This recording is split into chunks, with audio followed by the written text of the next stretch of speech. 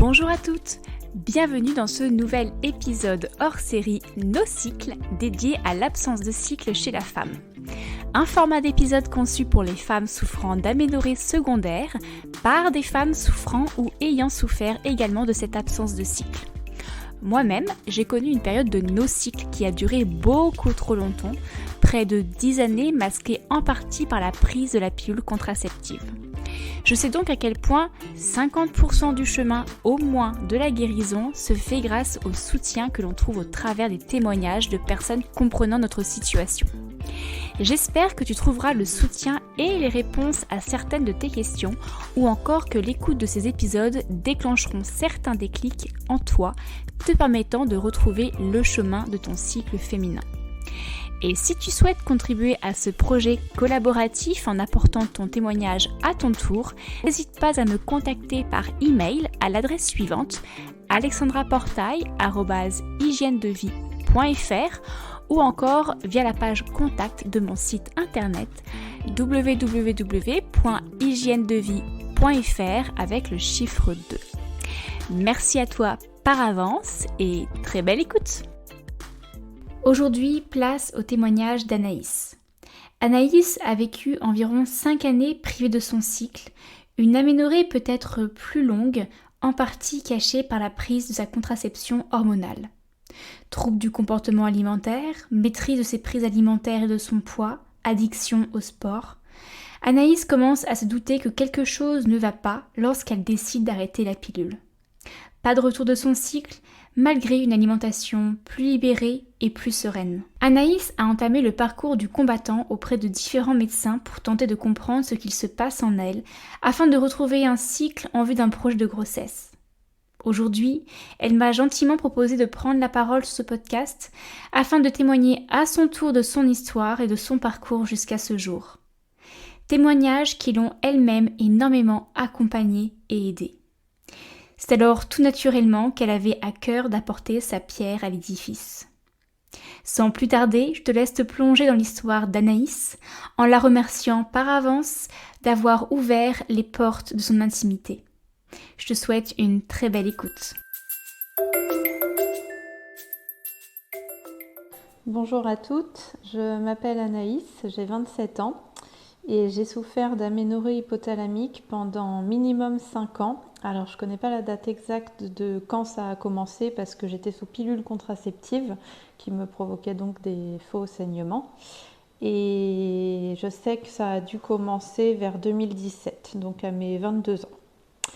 Donc je voudrais aujourd'hui vous partager mon histoire pour pouvoir donner de l'espoir à d'autres jeunes femmes qui, comme moi, ont souffert ou souffrent encore d'aménorrhée et qui cherchent à s'en sortir. Et je sais que moi, écouter d'autres témoignages m'ont beaucoup aidée. Et donc voilà, je vais vous partager mon histoire. Donc le début, pour reprendre l'histoire depuis le début, j'ai eu des troubles du comportement alimentaire qui sont apparus en 2015, donc à mes 20 ans. Donc ça s'est manifesté par un excès de sport vraiment très très intense, la course à pied en l'occurrence, une sélection alimentaire, j'ai supprimé tout ce qui était gras, féculent, je mangeais très peu de sucre, lent ou rapide, je comptais mes calories et je faisais en sorte de maîtriser mon poids quotidiennement, je me pesais quotidiennement. Donc ça c'était en 2015, j'avais 20 ans. Ensuite en 2017, donc je me suis séparée avec mon conjoint. Donc j'étais toujours sous pilule de 2015 à 2017 et lorsqu'on s'est séparés, j'ai quelques fois oublié ma pilule et en fait là j'ai pas eu de cycle, comme si ça avait coupé le cycle et j'ai pas eu de retour de règles. Et donc, vu que je n'avais pas de règles, j'ai pas repris ma pilule. Et en fait, pendant 3 mois, j'ai pas eu de cycle du tout. Donc, j'étais partie en Corse pour travailler. J'avais donc 22 ans à cette période. J'étais très très mince. Donc voilà, je suis rentrée chez moi en Vendée. J'ai consulté une gynécologue qui m'a fait passer plusieurs examens. Plein de bilans sanguins, j'ai eu une hystérographie en ambulatoire, voilà, plein d'examens médicaux qui révélait rien d'anormal. Et en fait, à la sortie de mon hystéro, la gynéco m'a represcrit une pilule contraceptive microdosée et m'a dit que tout allait revenir dans l'ordre, il n'y avait pas de raison, j'étais jeune, en bonne santé et que voilà, la pilule me ferait revenir mon cycle. Donc moi, je fais confiance au médecin. Je ne cherche pas plus loin à cette époque-là. Je reprends ma pilule, surtout que j'étais de nouveau en couple. Donc voilà, mes saignements sont revenus, donc mes saignements de privation. Et voilà, tout est rentré dans l'ordre. Donc j'avais 22 ans. Et en 2020, septembre 2020, donc je décide avec mon conjoint d'arrêter la pilule. Au départ, non pas pour essayer d'avoir un enfant tout de suite, c'était l'idée, mais pas dans l'immédiat. C'était plus pour, voilà, moi j'en avais marre de prendre une pilule, prendre des hormones me questionnait de plus en plus. J'avais envie de laisser un petit peu mon corps au repos et commencer à essayer d'observer mon cycle moi-même. Sauf que il ne s'est rien passé. J'ai pas eu de retour de cycle du tout. Donc ça, c'était en septembre 2020, j'avais 25 ans. Je n'ai pas eu du tout de retour de règles. Alors, de 2017 à 2020, j'avais quand même repris un peu de poids. Mes troubles du comportement alimentaire ont vraiment duré 2 ans quand c'était très très intense. Mais de 2017 à 2020, j'avais quand même bien réintroduit toutes les catégories d'aliments. Je continuais toujours le sport, mais beaucoup moins intense que ça a pu l'être auparavant. Et je mangeais un petit peu plus, on va dire, de tout, mais en quantité a priori pas encore suffisante. Du moins pas suffisante pour mes besoins. Et ça, je l'ai compris bien plus tard. Je cherchais toujours à maîtriser mon poids, hein. Je me pesais quotidiennement. J'avais repris 7 kilos à peu près. Mais voilà, je maîtrisais, je ne voulais pas passer les 50 kilos et je faisais tout pour ne pas les dépasser. En septembre 2020, pas de règles. 3 mois plus tard, donc je décide de consulter mon médecin traitant qui me dit bon, on va attendre un petit peu, on va faire une prise de sang. Ça peut être normal après une longue prise de pilule. J'avais pris la pilule pendant quand même 10 ans.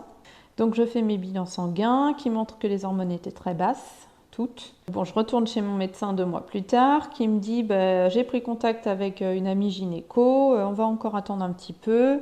Et puis si d'ici quelques mois il n'y a toujours rien, il faut aller voir une gynéco. Bon, donc on attend.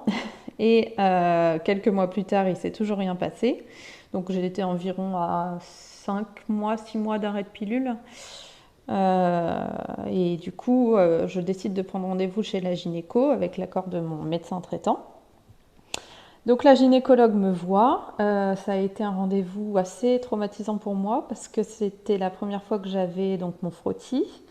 Première fois que j'avais une écho par voie vaginale. C'était très très brutal, hein, c'est pas le genre de rendez-vous qu'on aime. Et ça a été très protocolaire, très militaire. J'ai eu beaucoup de questions. J'ai vu qu'elle avait tiqué un peu quand je lui avais parlé de mon poids, mais sans explication. Donc voilà, pour elle, il n'y avait rien. Tous les examens étaient bons, les hormones étaient basses, mais ça allait revenir progressivement. Basses, voire inexistantes, hein, c'était vraiment en dessous de la norme. Donc voilà, c'était on attend, on va faire un test au Dufaston. Donc le Dufaston, c'est de la progestérone qu'on nous prescrit, qui est censé en fait, pareil, faire des règles de privation. Sauf que dans les cas d'aménorrhée hypothalamique sévère, il n'y a pas de règles, même sous Dufaston. Et c'est ce qui s'est passé pour moi. Donc j'ai fait 3 cycles au Dufaston et je n'ai eu aucun saignement. Et c'est là où j'ai commencé à me questionner parce que c'était censé vraiment me faire revenir un faux cycle, entre guillemets. Et il ne s'est rien passé du tout. Donc moi, j'avais un rendez-vous avec la gynéco prévu d'ici 4 ou 5 mois après l'été. C'était en 2021. J'ai décidé de ne pas attendre. J'ai beaucoup cherché sur Internet. Et en parallèle, j'ai pris rendez-vous avec une deuxième gynéco parce que la première m'avait apporté aucune réponse, ne m'était d'aucun réconfort et je m'étais sentie vraiment délaissée, que ce soit par mon médecin traitant ou par la première gynéco que j'avais vue. J'ai pas eu de réponse à mes questions, j'étais dans le vague complet. Donc je fais des recherches et là je tombe sur un compte Instagram, Florence Gillet, aménorrhée FR, qui met des posts régulièrement sur l'aménorrhée hypothalamique. Et je lis un post, donc moi je connaissais pas du tout l'aménorrhée hypothalamique, hein. Pour information, je suis infirmière, donc j'ai quand même eu quelques notions durant mes études autour de la gynécologie. J'ai jamais entendu parler d'aménorrhée hypothalamique. Quand j'ai lu l'article, c'était moi. Clairement, c'était moi. Sur tous les posts, elle parlait de moi. C'était incroyable. Pour moi, c'était une révélation. C'était mon profil psychologique, mon profil sportif, mon profil de contrôle de l'alimentation. Voilà, c'était moi de A à Z. J'ai envoyé l'article à mon conjoint qui m'a dit mais c'est ça, c'est sûr que c'est ça. Et effectivement, donc j'ai vu quelques semaines plus tard la deuxième gynécologue. C'était mi-2021. Ouais, ça devait être juste avant l'été 2021. Qui m'a confirmé le diagnostic d'aménorrhée hypothalamique. Elle a confirmé ça après examen, après écho, après prise de sang, après interrogatoire, et elle a beaucoup plus ciblé son interrogatoire d'ailleurs sur le sport, l'alimentation, surtout quand elle m'a pesée. Voilà, elle m'a demandé comment je mangeais, si je mangeais de tout, si je contrôlais ce que je mangeais. Donc à cette période, oui, je contrôlais toujours, hein. Je pesais mes aliments, je faisais en sorte de ne pas grossir, même si j'avais dû reprendre 1 ou 2 kilos avec le confinement, etc. Voilà, ça a été très très ciblé et à la fin du rendez-vous, elle m'a dit que pour retrouver un cycle, si je voulais retrouver un cycle naturellement, il allait falloir que je diminue fortement le sport et que je mange beaucoup plus. Donc c'était effectivement ce que j'avais vu aussi sur le compte de Florence Gillet. Voilà. Alors sur le compte de Florence Gillet, donc, est proposée la méthode All-in. C'est une méthode qui consiste à ne plus faire de sport et manger 2500 calories par jour.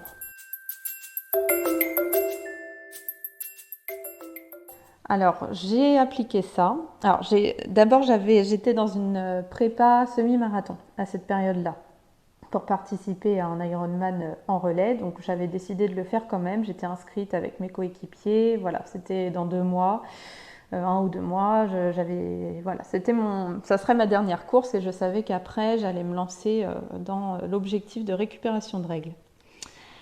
Et donc, c'est ce qui s'est passé. J'ai fait mon Ironman. Malgré ça, pendant la fin de la prépa, j'avais quand même commencé à plus manger. Donc j'avais déjà, je pense, pris un petit peu de poids. Je me pesais plus. J'avais décidé d'arrêter de me peser parce que je savais que la balance pour moi c'était très très néfaste. Que si je voyais un chiffre qui me plaisait pas, ça allait me bloquer et me faire retomber dans mes travers tout de suite. Donc j'ai arrêté de me peser. Et d'ailleurs depuis, je ne me suis jamais repesée. Je ne sais absolument pas combien je pèse aujourd'hui. Et donc j'ai fait ce semi-marathon et je me suis lancée donc dans la méthode All-in, alors que j'ai plus ou moins respecté parce que je ne comptais pas les 2500 calories. Je sais que je mangeais beaucoup plus qu'avant, mais j'ai pas compté. Voilà, c'est quelque chose que je voulais plus faire non plus, compter, parce que je savais, pareil, hein, pareil que la balance, je savais que si je voyais 2500 sur ma petite application, ça allait pas le faire. Ça serait beaucoup trop psychologiquement pour moi. Et je préférais pas. Donc j'ai décidé de manger plus librement à ma faim, ce qui n'a pas été un souci au départ parce que je suis quelqu'un de très gourmande. Et donc j'ai fait cette méthode donc plus ou moins jusqu'à février 2022. Et en février 2022, j'ai retrouvé un cycle. J'ai été partie en vacances au ski. Et le lendemain de l'arrivée à la montagne, j'ai eu un cycle. Enfin, j'ai eu des règles. Donc très très contente. J'en ai même pleuré, hein, vraiment très très très émue. Donc j'ai quand même fait pendant 7 mois, ouais, pendant 7 mois j'ai pu faire de sport et j'ai mangé beaucoup plus. Alors, c'est quelque chose qui, au début, a presque été limite un soulagement de plus rien contrôler, de tout lâcher comme ça. J'ai retrouvé beaucoup de temps pour moi, pour faire d'autres choses que je faisais pas avant. Et puis après, bon, j'ai commencé à prendre une première taille de pantalon. J'ai pris une taille aussi en haut. Donc, je suis passée du 36 au 38. J'étais plus du tout à l'aise dans mes habits. Bon, ça a été vraiment le côté plus difficile. Même mes blouses au travail me serraient. J'ai changé de taille. Bon, c'est ça qui a été, on va dire, le plus difficile. Et en fait, d'acheter des habits où on se sent bien, où on se sent pas serré, où on se sent beaucoup plus libre, ça m'a beaucoup aidé aussi, parce que je me sentais pas grosse, si je puis dire. Je me sentais pas boudinée en fait. Donc voilà, mon cycle retrouvé en février. Alors, il faut savoir que nous, avec mon conjoint, depuis septembre 2020, donc à l'arrêt de ma pilule, en fait, après, l'envie d'avoir un enfant a été vraiment, vraiment grandissante. Et c'était dans cet objectif-là hein, que j'ai fait tout ça. C'était uniquement dans l'objectif de retrouver un cycle pour pouvoir donner vie, pour pouvoir avoir un enfant. Et donc, en février, avant de retrouver mon cycle, on avait déjà fait les démarches pour commencer un parcours PMA, pour pouvoir se faire aider. Ce qui n'empêchait pas qu'à côté, je voulais retrouver mon cycle naturel quand même. Mais on en avait vraiment marre d'attendre et on voulait de l'aide en fait, on voulait avancer. Donc on a quand même commencé le parcours PMA parce que mon cycle était très très irrégulier, très faible, mes hormones n'étaient encore pas très très hautes. Donc voilà, on s'est quand même lancé dans le parcours PMA. On a fait 3 mois de parcours PMA. Et aujourd'hui, eh ben, je suis enceinte. Je suis tombée enceinte donc en juillet. Et voilà, c'est assez incroyable. Aujourd'hui, je suis extrêmement fière du parcours que j'ai eu. Enfin, fière, je suis surtout fière de m'en être sortie. Je pense qu'il y a beaucoup, beaucoup de femmes finalement dans mon cas. Et on ne le sait pas. C'est quelque chose dont on ne parle pas. On est, je ne sais pas combien de pourcentage de population est sous pilule. Sous pilule, ça masque absolument tous les problèmes qu'il y a derrière. Donc j'aurais pas arrêté la pilule, j'aurais pu être en aménorrhée hypothalamique pendant des années encore. Parce que j'aurais très certainement continué ce rythme de vie que j'avais, qui me convenait. Savoir faire du sport plus, contrôler son alimentation, contrôler son poids, me sentir mince, me sentir dans les normes en fait. Le rapport que j'ai avec mon cycle et mon corps aujourd'hui, avec mon cycle, je dirais que c'est devenu très très important. Quelque chose qui ne l'était pas forcément avant. Moi, j'ai toujours été...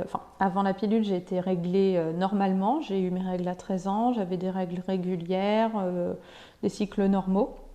Donc après, pendant que je prenais la pilule, c'est quelque chose qui ne m'avait pas du tout questionné. Pour moi, tant que j'avais un saignement, c'est que ça allait. Et en fait, c'est hyper important parce que derrière, après, il y a aussi beaucoup de risques. Un risque d'ostéoporose, un risque cardiovasculaire. Il y a beaucoup de risques pour la santé. Et quand on n'a pas de règles, c'est qu'il y a quelque chose qui ne va pas. Donc on ne peut pas rester comme ça. Enfin moi, aujourd'hui, j'en suis absolument convaincue. Et une chose est sûre, c'est que quand j'aurai mené ma grossesse à terme, je ne pense pas reprendre une pilule contraceptive. Je dis ça aujourd'hui, je changerai peut-être d'avis. Mais j'ai appris du coup à observer mon cycle, à observer les courbes de température, à observer ma glaire, à observer tout ce qui était tiraillement, vraiment les sensations que j'ai. Et j'ai réussi à cibler mes ovulations avec ça.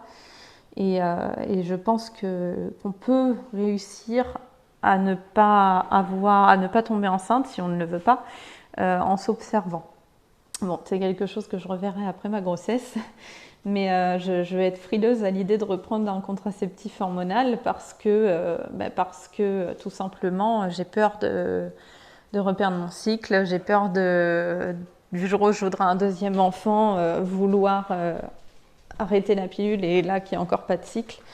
Donc je suis vraiment pas sûre de reprendre une pilule contraceptive. Je préfère avoir un œil sur ce qui se passe dans mon corps. L'image que j'ai de mon corps aujourd'hui, alors je dirais pas que c'est tous les jours facile, parce que là j'ai vraiment fait un résumé rapide de tout ce qui s'est passé. Il y a eu des gros bas, notamment le regard des autres. Moi je dirais que c'est ça qui a été le plus difficile pour moi. Je suis quelqu'un d'assez sensible, qui attache beaucoup d'importance à mon image, d'où aussi pourquoi je suis passée par tout ça. C'est vrai que voilà, prendre une taille de pantalon, prendre des bras, prendre des joues, ça m'a pas plu, hein, ça m'a pas plu du tout. Maintenant, bon, alors les côtés positifs quand même, c'est que j'ai aussi retrouvé de la poitrine que je n'avais pas. J'avais absolument rien du tout, j'étais toute plate. Mon conjoint est très content aussi. Je me sens quand même plus femme, beaucoup plus femme, parce que j'ai des formes, parce que je suis plus pulpeuse qu'avant. Et il faut savoir que j'ai toujours trouvé les femmes pulpeuses plus jolies que les femmes minces. Mais sur moi, c'était différent. Toujours, bon voilà, on est content de ce qu'on a. Et puis voilà, donc après mon corps aujourd'hui, en fait, même si j'aimerais avoir moins de cuisses, même si voilà, mon petit bourrelet me plaît pas forcément, en fait, je suis enceinte et ça, mais je suis tellement reconnaissante auprès de mon corps pour ça.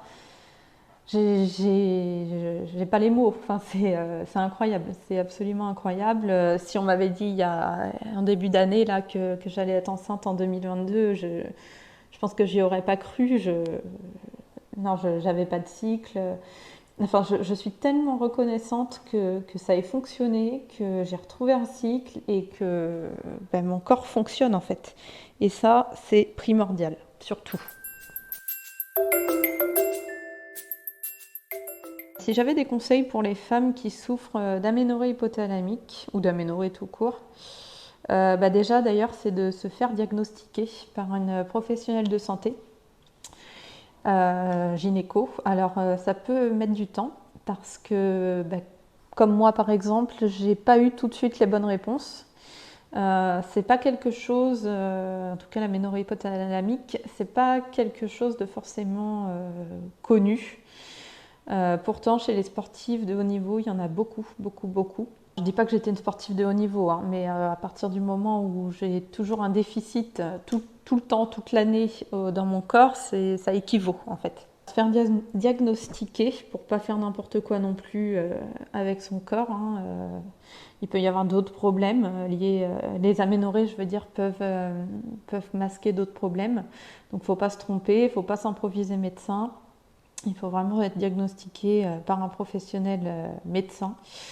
Donc gynécologue en l'occurrence souvent. Et après, si on est sûr qu'on a ça, le conseil que je peux donner, c'est de suivre des comptes Instagram, de se mettre sur des groupes Facebook où moi je me suis mise sur des groupes où beaucoup de femmes étaient comme moi dans le même cas, où tous les jours presque il y avait des filles qui publiaient, qui disaient leur histoire, et puis en fait de voir qu'on n'est pas seul et de pouvoir échanger avec d'autres personnes qui sont exactement dans la même situation que soi, ça m'a tellement aidée. Ça a été vraiment un pilier pour moi. De voir aussi qu'il y a des personnes qui sont formées maintenant pour ça, qui peuvent nous aider. Pour moi, ça a été vraiment très très important de s'entourer, voilà, s'entourer, de pouvoir en parler.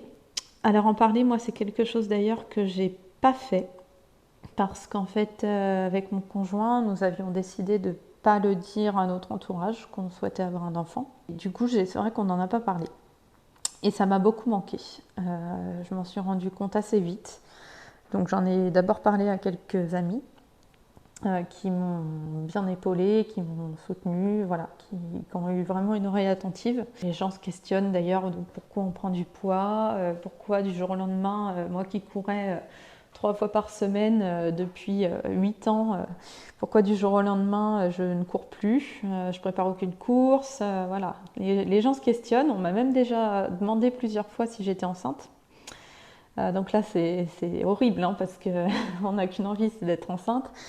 En fait, on prend du poids pour ça, on prend du poids pour retrouver un cycle. Et puis, ben non, en fait, non, je suis pas enceinte. Justement, j'ai beaucoup de mal à tomber enceinte et j'y travaille. Mais c'est vrai que ça n'a pas été très facile, ça. En parler, s'entourer et puis lire ou écouter des témoignages d'autres filles qui sont dans le même cas. C'est d'ailleurs aussi pour ça que je raconte mon histoire aujourd'hui. J'ai écouté tous les podcasts d'hygiène de vie sur l'aménorrhée de plein d'autres femmes. Voilà, à la fin, c'est toujours très très bénéfique ce que les autres témoignages peuvent nous apporter, et puis aussi de se dire qu'on n'est pas seul. Et que voilà, c'est pas tabou. On est plusieurs dans le même cas. Et on peut s'en sortir, en fait, c'est ça, c'est que c'est pas irréversible, on peut s'en sortir. Il faut juste se donner les moyens, et pour ça, il y a un gros travail à faire sur soi, que ce soit sur l'image du corps, que ce soit sur l'image de son propre corps, mais aussi de la femme en général. Alors, je suis pas irréprochable là-dessus, du tout. Mais bon, voilà, j'y travaille, je pense que j'ai déjà bien avancé. Et puis, j'ai qu'une envie après ma grossesse, ça sera de reprendre la course à pied parce que c'est vraiment une passion. Et j'espère que je ne referai pas les mêmes bêtises, que je ne retomberai pas dans mes travers, je ne pense pas sincèrement. Que voilà, si je peux accompagner, aider d'autres femmes qui, comme moi, ont du mal à arrêter la course à pied, mais qui savent qu'elles doivent pour retrouver un cycle, voilà, sincèrement, je pense que c'est vraiment une pause pour mieux repartir. Même s'il va falloir faire très très attention par la suite parce que le terrain est quand même sensible. Donc je suis consciente de tout ça, mais voilà, j'espère pouvoir recourir, j'espère pouvoir refaire des courses comme je faisais, en étant en bonne santé et en ayant un cycle. Donc je ne referai pas les mêmes bêtises que j'ai pu faire. Voilà pour mon histoire, j'espère que ça a été clair. Et que ça va pouvoir aider et motiver d'autres femmes qui sont dans mon cas ou qui essayent de s'en sortir. En tout cas, voilà, sachez que tout est possible et qu'aujourd'hui, je porte la vie et que je vais tout faire pour que ce petit bébé se porte au mieux. Voilà, et lui apporter tout ce dont il a besoin. Voilà, merci à vous.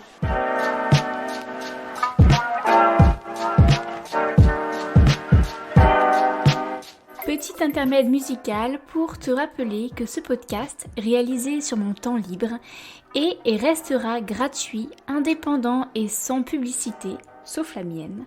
Alors n'hésite pas à le partager autour de toi en le dorant de 5 étoiles sur Apple Podcasts ou Spotify. Tu peux aussi le soutenir pour la somme d'une infusion sur mon compte Tipeee.